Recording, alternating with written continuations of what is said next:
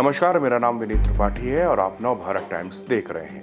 17 जून 2024 को पश्चिम बंगाल के दार्जिलिंग जिले में एक मालगाड़ी और कंचनजंगा एक्सप्रेस के बीच भिड़ंत होती है।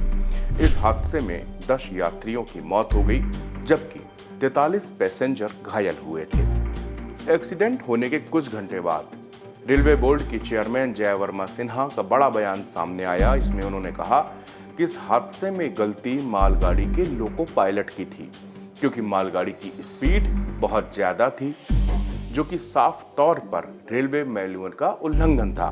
मालगाड़ी चालक अनिल वर्मा के घर मातम पसरा हुआ था। अनिल वर्मा की मौके पर ही मौत हो गई थी।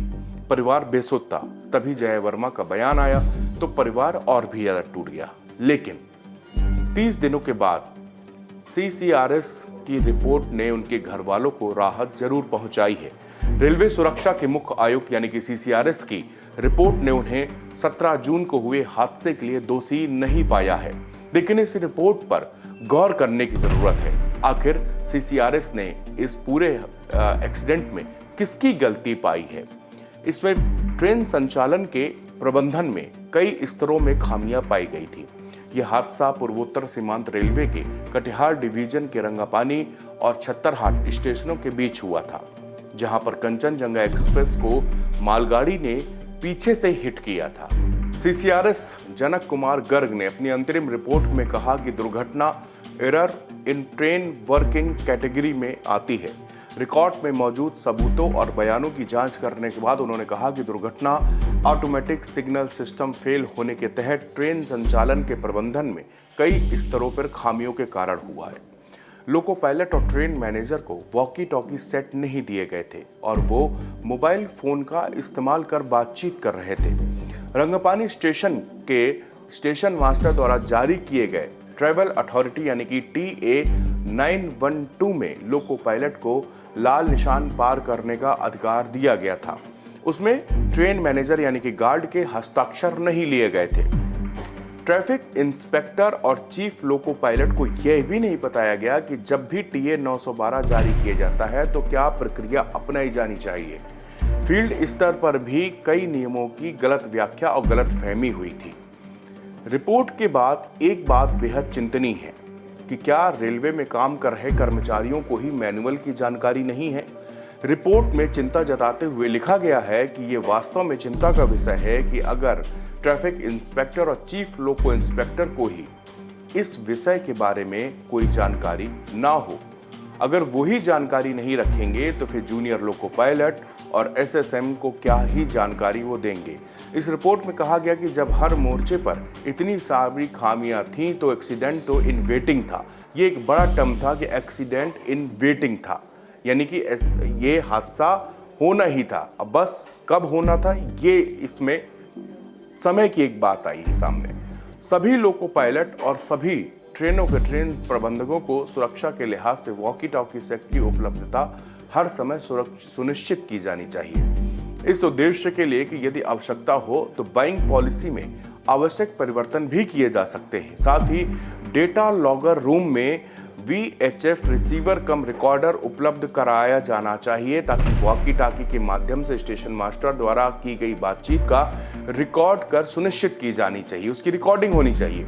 CCRS ने कहा है कि ऑटोमेटिक सिग्नल सिस्टम में बड़ी संख्या में सिग्नल फेल होना भी एक चिंता का बड़ा विषय है। सिस्टम में सुधार के लिए अनुसंधान, डिजाइन और मानक संगठन यानी कि RDSO और मूल उपकरण निर्माताओं यानी कि OEM के साथ इस मुद्दे को उठाया जाना चाहिए।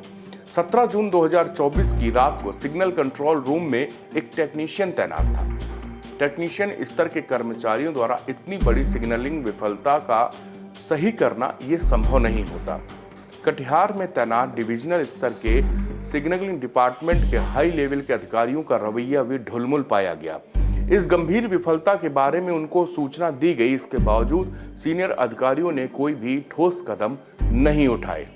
रिपोर्ट में आगे कहा गया है कि ऑटोमेटिक सिग्नल सिस्टम में हो रही विफलताओं से निपटने के लिए chief electrical engineer of the north east frontier railway, principal chief signal telecommunication engineer, principal chief operation manager और प्रिंसिपल चीफ इलेक्ट्रिक इंजीनियर द्वारा एक जॉइंट प्रक्रियात्मक आदेश जारी किया जाना चाहिए था, मगर ऐसा नहीं किया गया।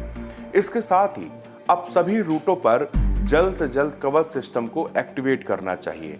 इसके साथ दो ट्रेनों के आपस में टकराव को रोकने के लिए आर्टिफिशियल इंटेलिजेंस और जीपीएस आधारित तकनीकी का उपयोग करने की संभावना भी तलाशी जानी चाहिए। CCRS की एक रिपोर्ट ने बताया कि 1 अप्रैल 2019 से 31 मार्च 2024 तक रेलवे नेटवर्क में सिग्नल पास एंड डेंजर यानी कि SPAD के 208 मामले सामने आए, जिसमें से 12 मामले टक्कर के कारण हुए। अपनी रिपोर्ट में गर्ग ने कहा है कि रेलवे बोर्ड द्वारा 1976 में सामान्य नियम जारी किए जाने के बाद में बहुत सारे बदलाव हुए, लेकिन अब सामान्य नियमों को संशोधित करने और फिर से जारी करने की आवश्यकता है। इसके अलावा संबंधित सहायक नियम क्षेत्रीय रेलवे से अलग अलग हैं। रेलवे बोर्ड द्वारा जो क्षेत्रीय रेलवे के सहायक नियमों में यथासंभव एकरूपता लाने की कोशिश है, यानी कि सारे नियमों को एक तरह से बनाया जाना चाहिए। CCRS ने अपनी रिपोर्ट में यह भी कहा कि यात्री डिब्बों की क्वालिटी और इनके दुर्घटना योग्यता विशेषताओं की समीक्षा की जानी चाहिए।